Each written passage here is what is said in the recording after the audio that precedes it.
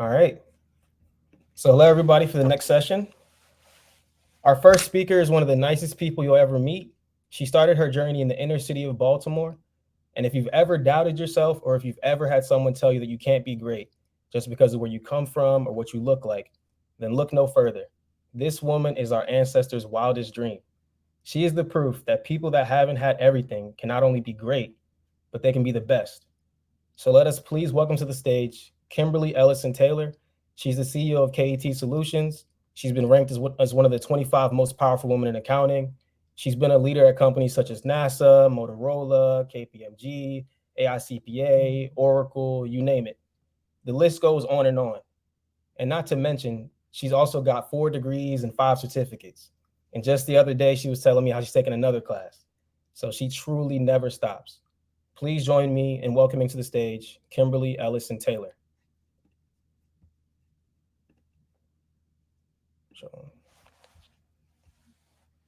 All right, Kimberly, take it away.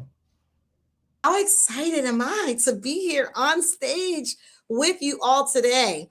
I am absolutely delighted. It was a no-brainer for me when I was invited to participate, for me to say, I'm here and tell me what you need. And so I'm hoping that we'll have an opportunity to not only engage, but to engage, I would say, candidly and to engage transparently.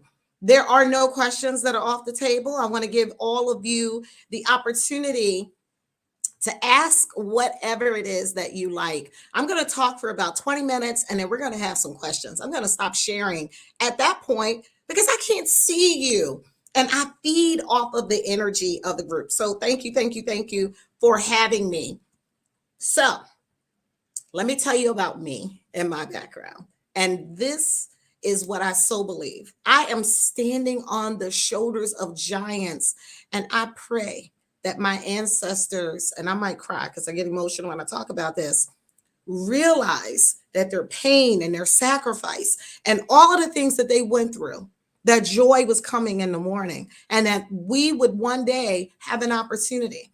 We're not where we want to be, but we are certainly far better than we could be. And certainly for our ancestors to think about what today's environment would be like, I think and hope they'd be smiling.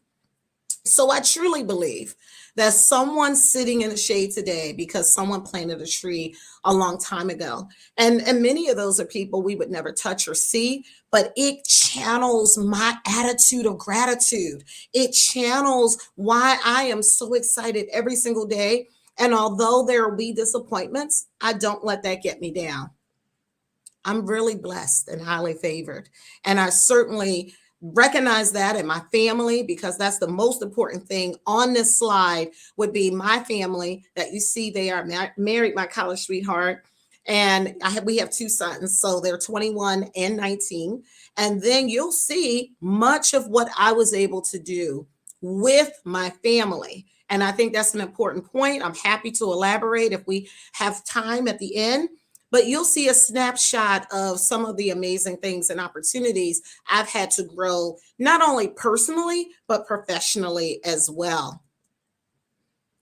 Here are the doors. They're unlimited. So many things that you can do. Don't be afraid. Be prepared. Make sure that you have your personal board of directors, that there are people that not only tell you what you want to hear, because we don't need all the cheerleaders. We need people also who will tell us what we need to hear, not just what we want to hear. And that means we have so many opportunities and doors, and we have to take the initiative and move through those doors. I know that because this is a slide that is very meaningful to me, and it was a changing point in my life. So I want you to look at this slide, and then this slide, and then this slide. And so I will tell you whatever it is you aspire to. And certainly I've been able to leverage technology and also at the same time leverage accounting. And I stand at that intersection.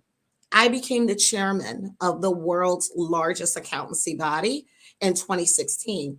And that was the wall, and I'm sure it wasn't the whole wall, of all of the amazing leaders that came before me.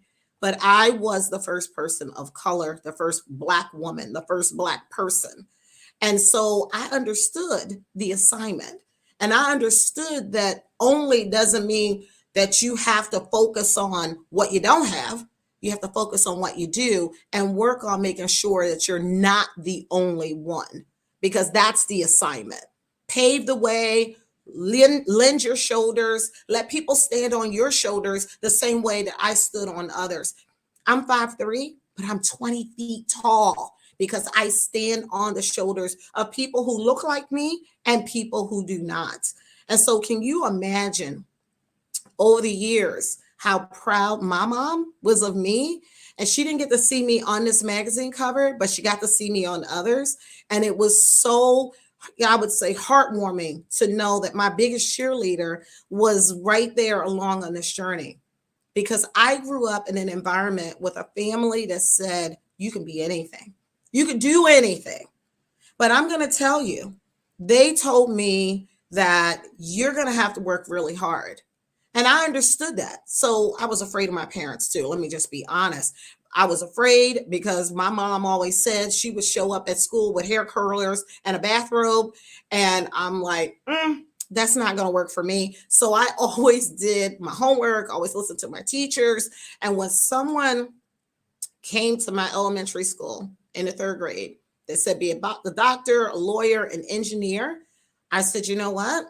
I am going to be a CPA. Now, I'm going to tell you what's interesting about this story is that when I went to college, they didn't have an accounting program. So I actually ended up majoring in information systems management and falling in love with technology. Now, I'm going to tell you that combination that I didn't even know was a combination with technology. And if you looked at my career map, you'll see that, I was at NASA Goddard Space Flight Center. I was able to manage the contractors who were leading and really, I would say, driving the day-to-day performance of our mainframe data center, managing a center-wide help desk, working at Motorola as a systems integration program manager, working at KPMG, where I was in IT advisory services, working on strategic plans, enterprise architectures, cybersecurity, and internal audit, amazing opportunities. And then I was a CIO in Prince George's County government. And I had an opportunity to really lead from the front during very, very troubled times. The 9/11, tragedy happened. The anthrax, I know I'm going into history for some of you, but also the sniper incident. I learned a lot about crisis leadership, but I also learned a lot about applications, mainframes, the help desk, working with people on program management, all aspects of technology end to end. And then I went to Oracle, where I led a global practice. And I was able to drive that business from 3 million to 150 million, driving 700 million for North America, but $1 billion globally. And so opportunities in technology, but along the way, I was able to leverage being a CPA and technology, bringing context to the world of technology is powerful. But that doesn't just happen. And it happened in this particular case because I wanted it. I wanted it bad. I wanted beyond where I grew up in inner city Baltimore. And I've met people, they've said, Kimberly, why do you talk about being from Baltimore? Because I want people to know that I know who I am, I know whose I am. And I want them to look at this image and say, if this person who's done these things, and I'm still a work in progress, could have grown up in this environment, if she did it, I can do it too. And that's the message today. If I did it, you certainly can. When people ask me to mentor them, I'm like, well, you don't want me because I'm hardcore. I don't accept excuses. We're going to find reasons where there's a will, there's a way.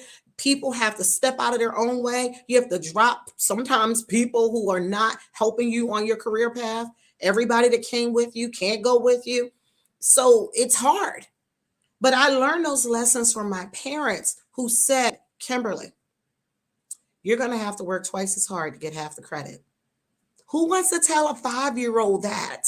They said, Kimberly, You're going to have to remember you have two strikes against you. Like, what are the strikes? You're Black and you're a woman. Oh my goodness. Who wants to tell their 5-year-old daughter that? And then they said, but education levels the playing field and go out and get as much education as you can. And I know that to be true, that education and credentials fuels confidence. I've never had imposter syndrome. And that's because I work really hard. I stay up late. Other people go out, I'm working. I just completed, and Alfred mentioned this, the CIA, the Certified Internal Auditor exam. I did a cybersecurity oversight certificate. I did climate leadership. I'm working on ESG. I've got places to be. I've got things to do. I am never going to rest on my laurels. I'm never going to say mission accomplished. There's always something to improve. There's always something to do. And because I had a family that made sure I knew it, I never had a case of the big head. I meet people sometimes that have a case of the big head. That's never been my case because I'm going to be humble and everyone's going to get it 100, whether you're the CEO of a company or whether you're the person who is cleaning the floors. Everyone gets yes, ma'am. Everyone gets yes, sir. And I learned that from my parents that I'm possible. I can do it. And it's a matter of finding people that will align with my vision, align with my goals, and help me succeed on my journey. I don't hear no, I hear not yet.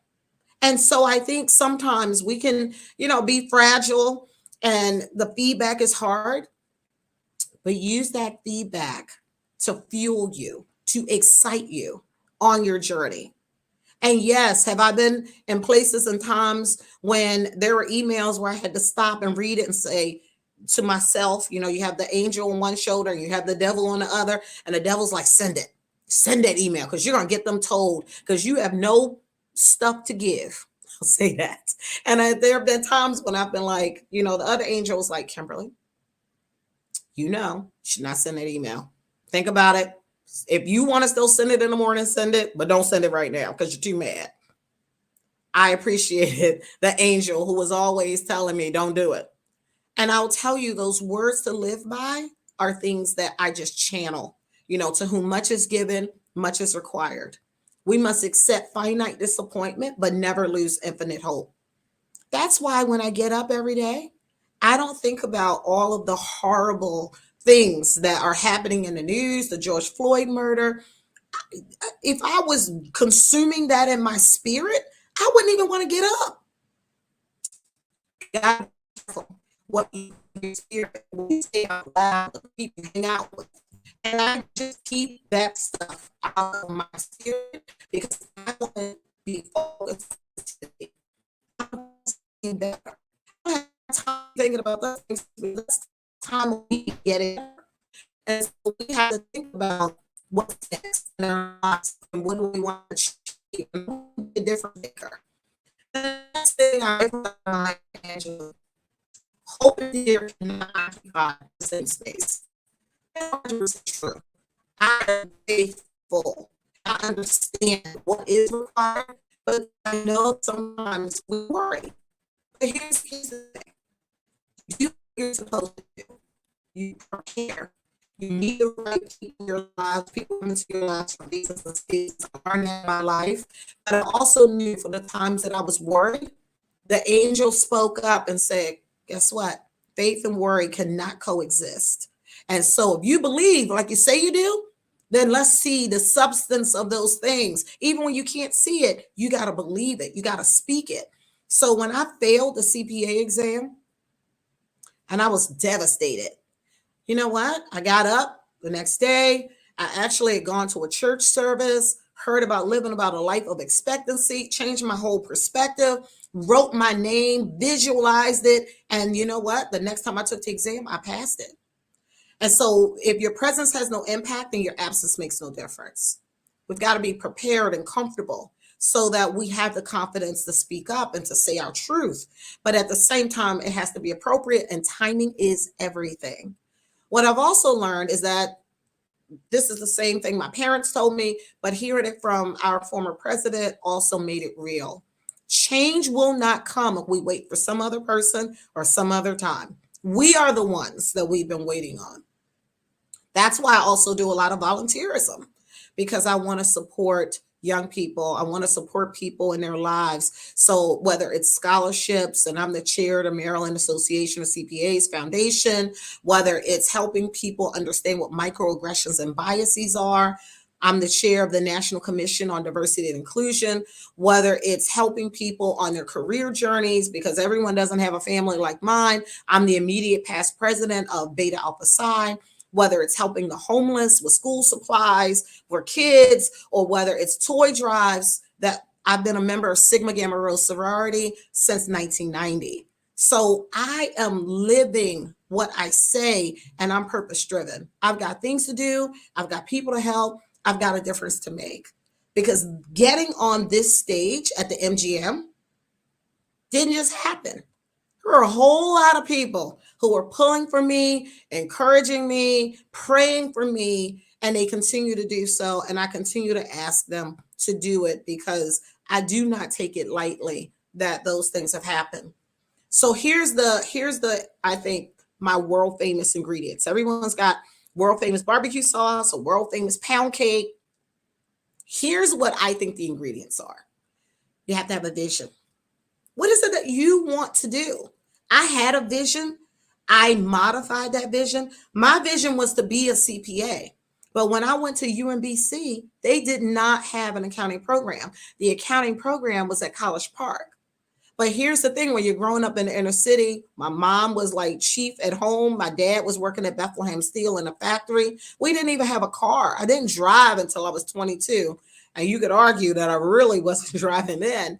But I will tell you, I changed my plan. I decided I was going to major in information systems management with a technical writing minor, but my vision overall stayed the same. And so I think it's okay to take steps forward. Sometimes they're lateral, sometimes they're horizontal, but we're getting in position. And so you're the only one that can tell you what your vision should be. Get help with it, certainly, because when you know better, you do better, but focus. Then you have to develop some expertise, because there's nothing like having credentials that fuels the respect and regard. But I also respect that not all education is formal. There are plenty of smart people. My dad is one of the smartest people I know, and he has a high school education. So I am very respectful that there are all types of educational processes, and that people can get certificates. They can decide they want to get a trade. I graduated from Carver Vocational Technical High School, to call it something different now, in Baltimore. So I went to school with cosmetologists. I went to school with people who were studying food service. I have a healthy respect and regard for people who decide they're going to take different paths, multiple paths. But whatever it is, you've got to have some expertise to give you the confidence, so that when we ask for the raise and we ask for the promotion, you are backing it up with something that says, pay attention to me. Differentiated value. So why you? And I've said this over the years to my sons. They would tell you I'm hardcore. And I would say, well, don't be entitled. Don't feel like you deserve something you didn't work for. So I need to understand what's the plan and what makes you different. What are you bringing? Activity and results are not the same thing. I don't have time to be trying. Either you do it or you don't. And so what's the plan? And what value are you going to add to the organization? If their goal is to increase their revenue by year over year double digits, then what are you doing to contribute to that growth? So demonstrated success. I would say this was harder for me, because I grew up with a mom that was like, don't brag on yourself. Let other people talk about you. Be modest, be humble. But I learned quickly. And I know that although sometimes you do get that tap on the shoulder, you sometimes will definitely, probably more times than you might be comfortable with, will need to speak up. The same way I talked about leading a global practice, the same way I talked about how much revenue that I contributed through my influence and also developing an account industry and solution plan, the same way that I can talk about business growth, and the same way that I'm going to continue to pursue credentials and different experiences, you got to be able to talk about it in a cohesive, succinct way. And I think it takes some time, but you're not going to get as far in your career if you're waiting for someone else to say, oh, wow, look at what Kimberly did. And then it's about the network. Now, I will say, and I have to say this always, I did think social media was the devil. I was like, I'm not getting on it, not getting on it until I missed my high school reunion. And I was just like, oh my gosh, I was the valedictorian from my high school. How did I miss the reunion? Because, of course, I'd eaten ice chips the last time. So that I walked in like a supermodel because I was so nerdy that I was like, I'm walking in like a supermodel. And I missed the opportunity to come back for that one. But I definitely got on social media after that because I was like, well, hey, why didn't anybody call me? They said, Kimberly, we sent it to your home address, which was where my mom and dad lived. So I did not get the news because it was on social media. And evidently everybody in the whole world was on social media except for me. So now I know. I learned my assignment. I have an amazing colleague named Tom Hood, who's probably on here or he'll be seeing it, who taught me about social media. And I have another really great colleague that was like, this is how you got to do it. Because if it's not happening on social media, it's like a relationship in a way. You don't say your relationship is on social media, then it's probably not real, I guess. I don't know. But got to get on, got to develop in-person relationships as well. Yes, we can do things remotely, but I will tell you, you got to go in person. So just because you can doesn't mean you should. And I get it. It's convenient to be in socks. I didn't wear shoes for a long time during the pandemic because why? But now that we're back in person, I'm in person. And if the persons that I want to speak with are available, I'm trying to get on their calendar. I want them to know that I'm there. Because why be there if no one knows I'm there? So I want to be there. And I have consistently said to all the young people that I know, go in person. It's not convenient. I get that. But you want to have differentiated value. You want to have people who are be on your board. You definitely want to have that in-person relationship building. And then definitely, if you can't, do coffee chats, set up meetings, 20 minutes, get on people's calendars, ask them. Closed mouths don't get fed. And I learned that. And because I don't hear no, I just hear not yet, you get Teflon. So I'm committed to lifelong learning. I think you heard that, you saw that. And that's because learning never stops. It's always changing, it's always evolving. I'm an adjunct professor also for Carnegie Mellon, and I teach in the executive education program. That keeps me as sharp as what I'm sharing with the students who are really seasoned executives who are looking for opportunities to network and have leading practices shared with them.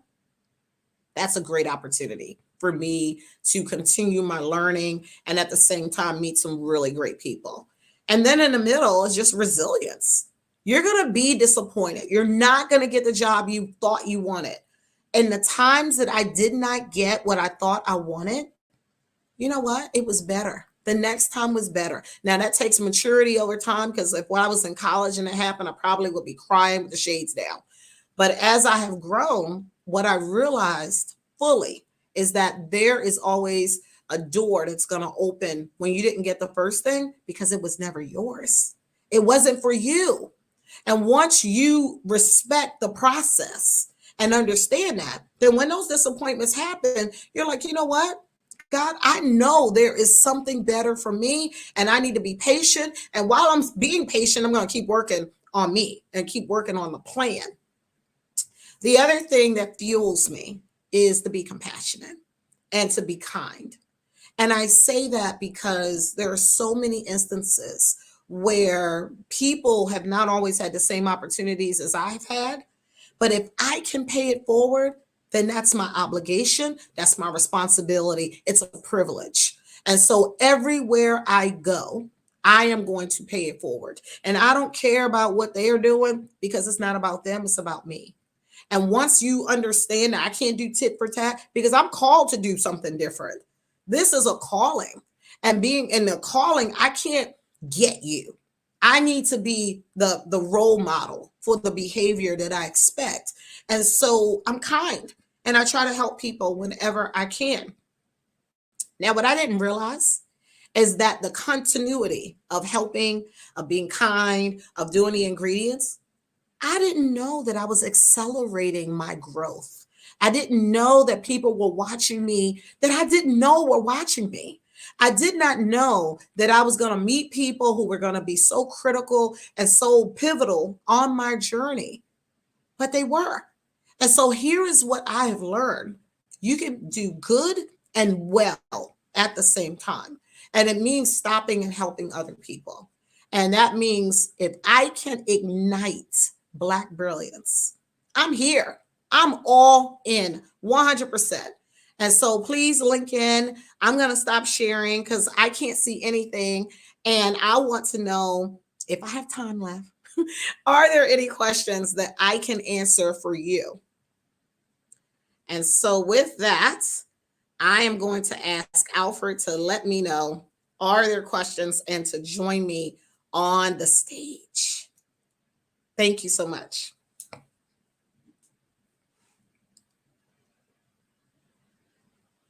Okay. Thank that you. was amazing. That was amazing, Kimberly, as always. Yeah. So I see we have some questions in the question box, and just so you guys know, you have the chat box and there's a question box right below that. So if you have any questions for Kimberly, I'm going to be going through there and reading some of them off there. So Yes. the first question I have here is, what are some actions and activities you do to help you remember and know who you are and whose you are? Yeah. That's a great question. You know what? I'm on the front line. My family still lives in Baltimore.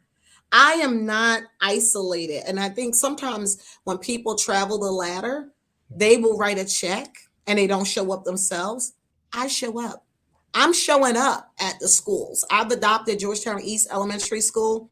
I show up and talk to the students. I go to colleges where I am the guest lecturer. I'm a lifetime member of the National Association of Black Accountants. I'm in the Black MBAs. I'm in a lot of groups that really talk about what the day-to-day experiences are. So yes, in some cases I can definitely write the check, but it is so much more powerful to not read about it, to not hear about it, but to be there on the front line, listening to the stories and that people are sharing in their everyday life. And I think that is important. And so that keeps me grounded.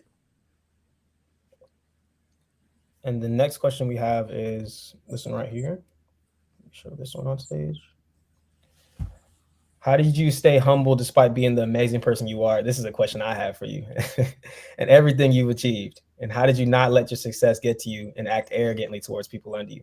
And one thing I'll say to everyone in the audience is, you're so on point with that question. Kimberly is one of the most humble people. Yeah. Thank you. Thank you. Thank you. Thank you for saying that because I really try.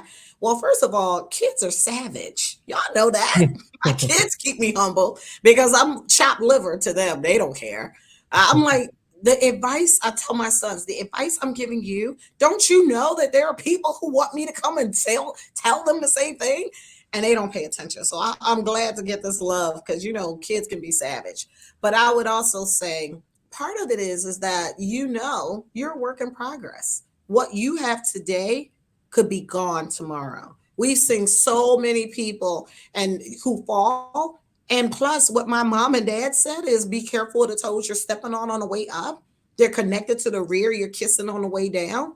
And if you stay humble, you don't have to be kissing any rears because you were humble the whole time and you didn't get a case of the big head. And I do meet people who have a case of the big head. But I'm just going to tell you what, that is not any place I want to be. I want to be in a place where people can see themselves in me. They know that I'm approachable. They know they can reach out to me. And they know I'm sincere in my desire to help them grow because I'm not competing for one seat. There's room definitely at the top. It's only crowded at the bottom. So we have to figure out a way to bring more of us along and have these conversations and be transparent and have a strengths, weaknesses, opportunities, and threat assessment around our career choices and what we're planning to do. And because I've done that, I know that there are so many things that I need to do more. And because I'm always a work in progress, I'm not going to be inclined to be arrogant to people because I work with them differently than colleagues that I see every day. Yeah, that's definitely the right mentality. And I feel like, not hearing it from you, we might not believe it, but we know that Yeah. for you to have made it where you are and you can stay humble like that, it definitely speaks to it. So let's do the next question. So this is a great one.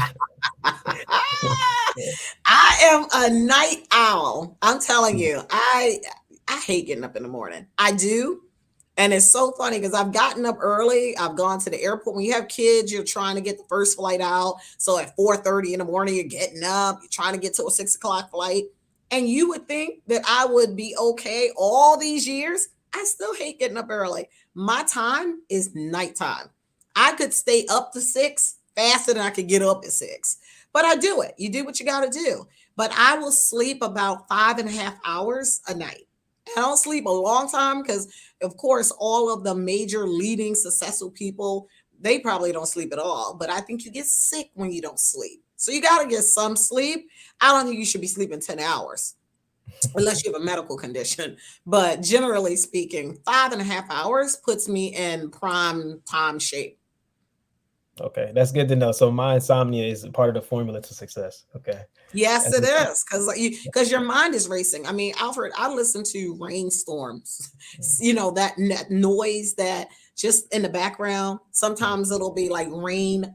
They have sounds. Rain on a tent, rain through the window, rain outside, and you're like, "Wow, how do they have these sounds?" But that's what I go to sleep to because otherwise I'd be up all night thinking because I can't turn off my brain. That's the affliction of, powerful people. It's like you got your mind racing. Yeah, I get it. All right, let's mark that as answered. I know everybody was wondering about that one though. Yeah. So being someone who does all these things while also being a lifelong learner and a great family, what have you learned that has helped you manage your time across all seasons of life?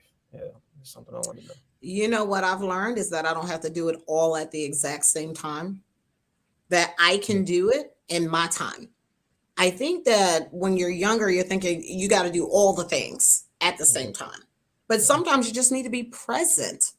And so, what I had promised my kids that when they allowed me, we had a kitchen table conversation. My son's feet could barely even touch the floor at that point about all the things that I wanted to do and all the places. And I said, listen, I'll take you with me whenever I can. And I did. Now, I also had an au pair, which was very beneficial and helpful to me because although my family was amazing, I didn't want them to have my kids watching Barney all day because that's how maybe we grew up. I don't know. So I got an au pair. So I didn't know about au pairs. To be honest, I didn't even know Black people did au pairs. I was like, I'm going to do an au pair. And I did. And so that was actually very helpful because it helped me focus a lot more on the moments that mattered. And so I went to the pumpkin patch. At a certain point, your kids stop letting you come to their events. But I went to all of them I could go to. And my husband went with me and we went together for all of the things that we could go to because we scheduled it in advance, all the doctor's appointments. I wanted to be the one to hear firsthand.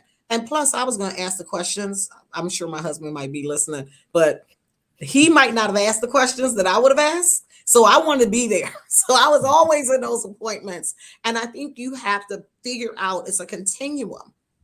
Figure out what really matters and then schedule things around it. But if something doesn't happen on a particular day, move it to the next day. I think we put so much pressure on ourselves that says by 25, I want to do this. By 45, I want to do this. Don't put that pressure. You're going to get sick. Know that it'll happen in the time it's supposed to. And if you don't get something done on your list, move it to the next day. That's needed for me. I got to-do lists for days, hundreds of tasks, and I'm like, I'm mad at myself if I didn't finish them. So you don't realize that's definitely something I needed to hear. And it's great to hear that you can still have the family, you know what I mean, and be successful in business, especially younger people. We don't really know that, so yeah. No, thank you for having me. And I would just say this. I remember taking a Java class, as we're talking about, people who are in tech as well, and laying my son across my lap while I'm doing my Java assignments. And I'm just telling you, you can do it. You 100% can do it. And I hope, Alfred, through this session, I think this is so amazing for Black Sisters in STEM and BLYNK to come together in such a meaningful way. I'm looking forward to all of the attendees and the ones who couldn't be here, that through both of your leaderships, doing some amazing and phenomenal things. And I'm here for it. Anything I can do to help, I'm in. So thank you. Yeah, let's do just two more questions. So, oh, okay, this is probably a good one. Let's see. Let's see. There's gotta be some stuff that you're like. Like, I'm not going to do. Mm-hmm. Well, my career, this is my pet peeve. I do not like micromanagement. And I didn't like it when I was 21 and I was a co-op. So I know that I don't like it now. That would probably be something that would make me leave real quick, fast, in a hurry, because I'm the person that once you tell me how to do it, I'll ask a lot of questions. Now, sometimes people don't ask questions. I'll ask you a lot of questions, and I'll even check in with you if you want me to, twice a day, once a week. But the whole, hey, so how's the project going? Do you need any help? And then if you ask me to do it, but you have your own opinion on how to do it, then you should have done it. But of course, you can't always say that. But what you do learn from that scenario is that when you're going into a job opportunity, you're interviewing them as well. And if you know that their leadership style is not the one that's going to work for you, then develop your plan. Now, do not quit your job without having a plan. And sometimes it means that if you don't have forget you money, which I'll just say F you money, forget you money, then you need to make sure that you got your plan together. And sometimes you have to do what you have to do until you do what you want to do. But that every day should be fueling you, like it did me, that I am going to get up out of here because I can't work in this environment. And then once you do that, you will know under what circumstances. Now, for me, when it comes to personal life, you got to set some boundaries. And there are things about you personally that you're willing to share, and some things you're just not. Well, people who know me don't see a lot of my kids either on Facebook or Instagram or on LinkedIn. I'm proud of them, but I just tend to want to keep them a little more private because I decided I was going to live in the public life. My family and my husband did not. So I want my kids to be able to do the stupid things that we did before there were cameras, before there were videos. And I want them to be able to live and make mistakes without people holding them accountable because they're my kids. People are people and are going to learn and grow, and they deserve the opportunity to live their own lives. So I'll talk about them because people always are curious, like, can you be successful with a family? But I'm probably not as inclined to talk about them a whole lot, at least until they're grown, and then they can make the decision whether or not they want to be out in the public eye like I am. Hey, Kimberly, you've already been such an amazing person to me as a friend, as a mentor, as an advisor. But now I'm realizing something that I would have guessed, that you're an amazing mother as well. And so I know your kids they're lucky to have you, and your husband. Oh my goodness. I'm going to tape that part and give me this video, and I'm going to send it to them and say that, listen, I'm going to adopt you, Alfred. If they don't pay attention, I'm adopting you. That's fine. That's fine. I'll do that. All right. We got one more. This will be the last one. There's a couple of good ones, actually.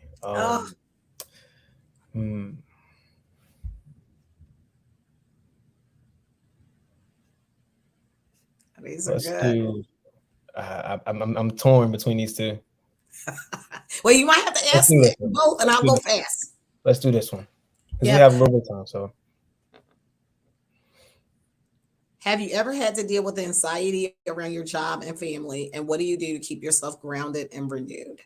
Well, I'm a CPA, so I know that it's important to save up money. You can't spend every quarter you get. Now, when you first get your amazing opportunity, yes, or you get the promotion, yes, you should go and splurge on the bag, go and splurge on the trip. But at a certain point, that cushion that you set to the side is the cushion that allows you to not have as much anxiety because the world is uncertain. Every day that I worked at a technology company, if your email didn't work, sometimes that's how you found out you weren't there anymore, right? My email always worked, thank God, and I left in a good accord. But I know that it is a very chaotic, uncertain world, and we need money that we save that allows us to live through those hard times. I couldn't go to anybody in my family. I don't know if you could go to anybody in yours. My family would be asking me for money. So I know I couldn't go to them and ask them for any. So I have anxiety about making sure that I have all the things because I'm not going to say we kept money under the mattress, but I'm going to say my family was old school and my dad didn't even want to do electronic funds transfer for his paychecks. So they really, really impressed upon us, have your own money, be able to go through the tough times.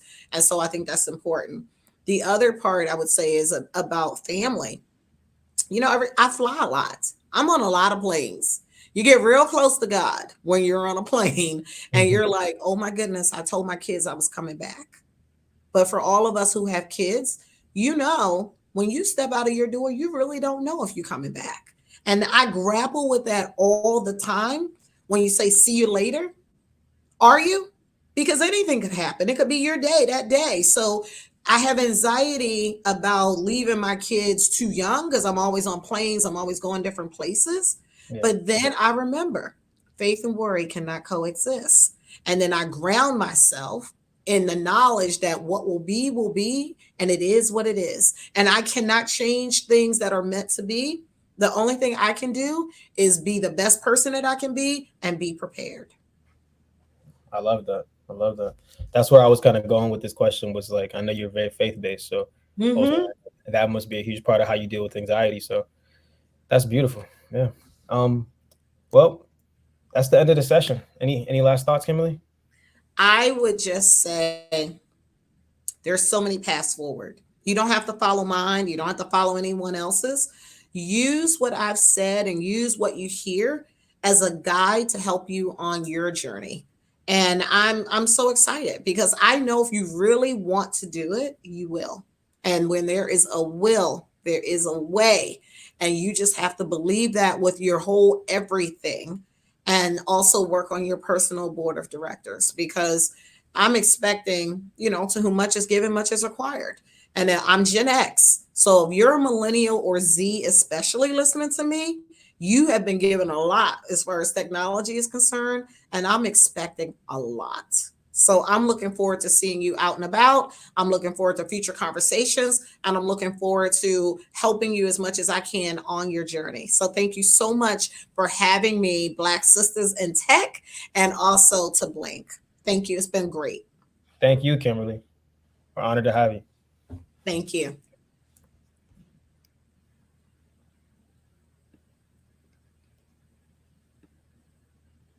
All right.